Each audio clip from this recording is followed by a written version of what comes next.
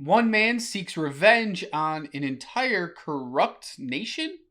That's the story of Monkey Man. I'm Adam. And I'm Emily. And this is our review for the feature debut from Dev Patel.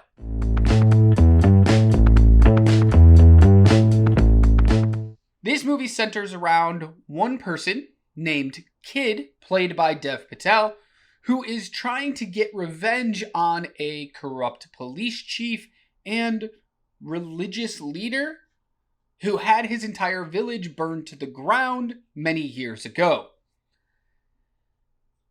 This is a very unique movie with a lot of great action in it and a great story behind it. And I'm struggling to find the words right now to portray how I really feel about this movie because I wanted to like it more than I ended up actually liking it. I definitely agree with that. I was super excited for this one. I was ready for what I envisioned in my head as basically John Wick, but Indian. And it really wasn't. It was all about this, I'd say mythical, but I'm not sure exactly if that's the story of Hanuman and how that plays out almost in a human form. I mean, that's exactly the movie. But that's no different than John Wick being the Baba Yaga. So, in retrospect, this is very much a John Wick style movie of one man's war against an entire organization or an entire group for the wrong that he believes they committed. So, you're not wrong in that aspect. This is very much a John Wick movie. I think what doesn't work in this movie that did work in the John Wick movies is the lead actor. Dev Patel is a wonderful actor for the most part. He's been in some bad movies, but he's never the worst part of a movie. He's always very good. I think he split too much of his time, though, between directing and acting, and neither one of them really shined bright. And I think that's a big problem with the movie. I do like that he's more of a smaller, slimmer build for an action star. I just wish that as a director working with the fight choreographer, they would have used that to his advantage more. He tried to overpower a lot of people, and I was hoping he would actually just be the Monkey Man. Swing around, be agile, move quickly, and I don't feel like that happened. It happened exactly like once in the movie. During one of their like fight club scenes or whatever, where he acts like a monkey. He even bangs his chest, does that whole thing, and then we never see that again. And it makes no sense when this is supposed to be your character of the Monkey Man and you look like Dev Patel to not use your agility and rather use a strength. Mm-hmm. I'm sorry, I don't picture Dev Patel in that physical form, one punching so many people. Yeah. So you touched upon this earlier. It is the story of Hanuman. If you don't know the story of Hanuman, this is a half-person, half-monkey creature who many, many, many years ago wanted food. And he jumped up thinking that the sun was a juicy mango. He ate the sun. The gods were very angry and they punished him. That's as much as the movie gives you, and we're supposed to relate this back to Dev Patel's character, Kid, and his quest, the way he was punished, and now his quest to get back what was wrongfully done to him. I don't know if they really connect all that well for the general audience. This is something where if you know the story of Hanuman, you're going to really enjoy certain aspects of this movie. But at the same time, we're sitting here, both American raised, both, white people. This might not have even been the movie for us. So looking at it in that way of the story, the folklore, the myth, the legend, everything like that, I don't know how much we can connect to it. But looking at it as in a way of, hey, this is just a regular movie, I still don't think it worked. I was thoroughly confused by the Hanuman story because it doesn't exactly match up to what he's doing. So I didn't connect where they wanted me to connect. And I didn't also know that there was more to his story than where they like tell us in the little opening. So that part was definitely lost on me. And I kind of wish they would have added like one or two lines that would have, in my head, at least made it more accessible to the every audience rather than just playing towards one audience. So, I don't know if you know the history of this movie. This movie was originally purchased by Netflix. Netflix was the one developing it with Dev Patel. They paid him, and it was going to be a Netflix exclusive, original movie.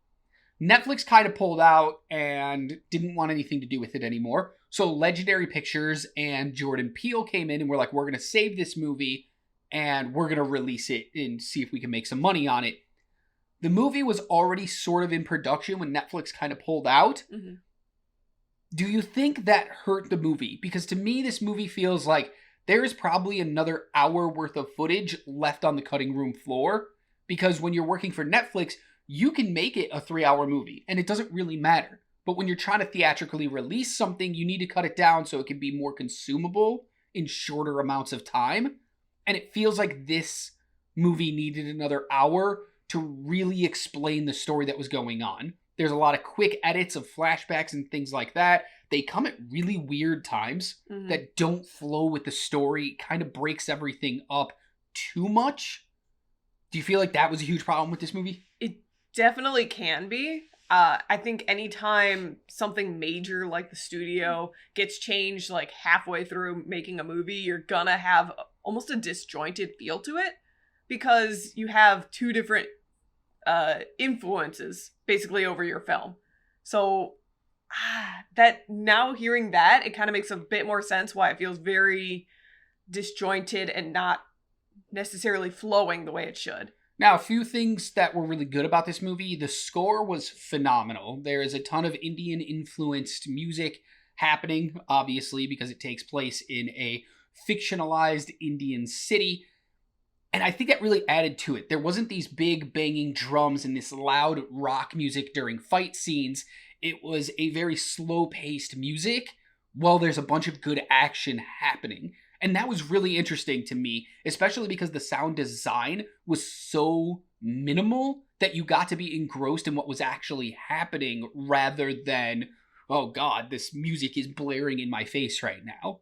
It does one thing that I absolutely love is using lack of sound rather than just constantly punching you in the face with sound and music and whatever. There was a lot of moments that were allowed to be calm and quiet and you could just actually feel what was happening and understand it because they weren't all up in your face.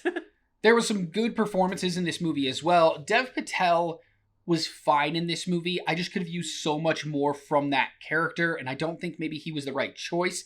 But you also had like Charlton Copley, who was the ring announcer at the Underground Fight Club. He's a big name, probably the biggest name outside of Patel in this movie. Thought he gave a pretty good performance. But then we also get great performances from people like Pito Bosch, who was Alfonso, the nightclub VIP service guy. And then you get a great performance, I thought, from Sikander Kar. Sorry if I'm butchering any of these names, but he played Rana, the police chief.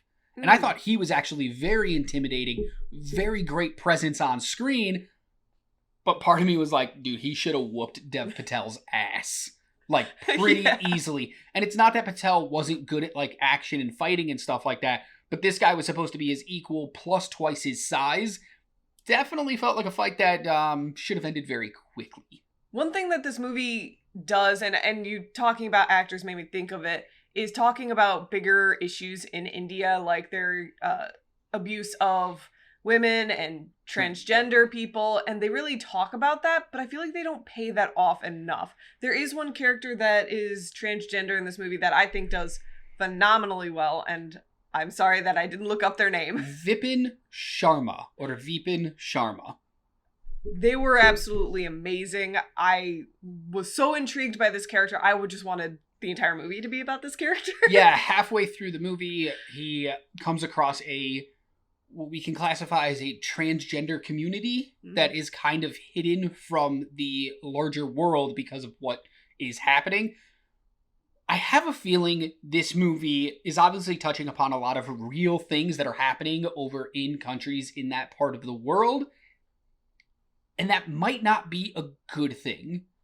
It might be like it's a very interesting idea and we should talk about it more. But when you're going into a movie like this, where there's a lot of action and a lot of cool stunts and things like that, maybe we don't want the political side of it so much. And I'm not sure how that's going to play with the general audience rather than people who are honed in on what's happening in the real world.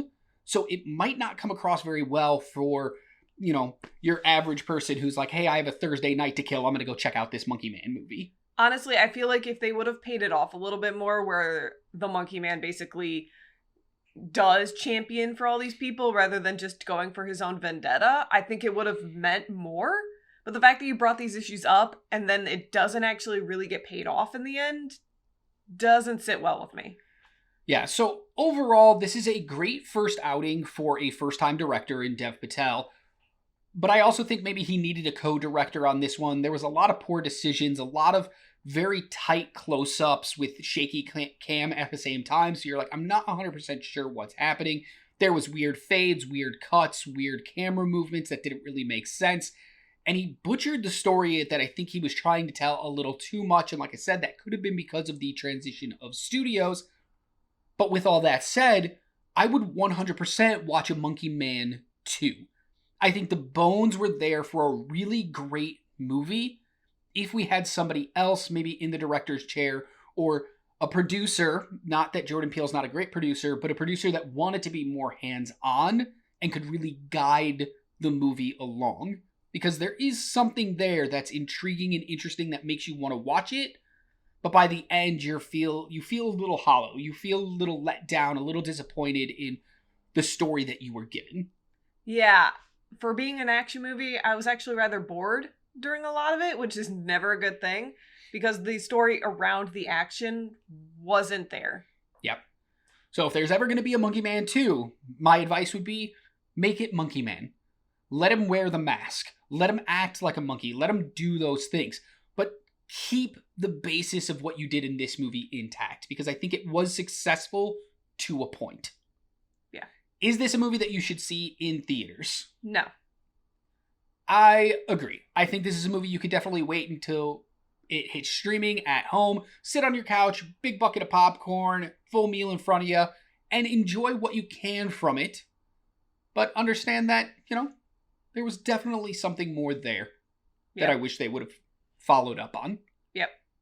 All right, that's it for our review of Dev Patel's Monkey Man. Let us know in the comments below what you thought of the movie if you've already seen it. Are you going to check it out in theaters?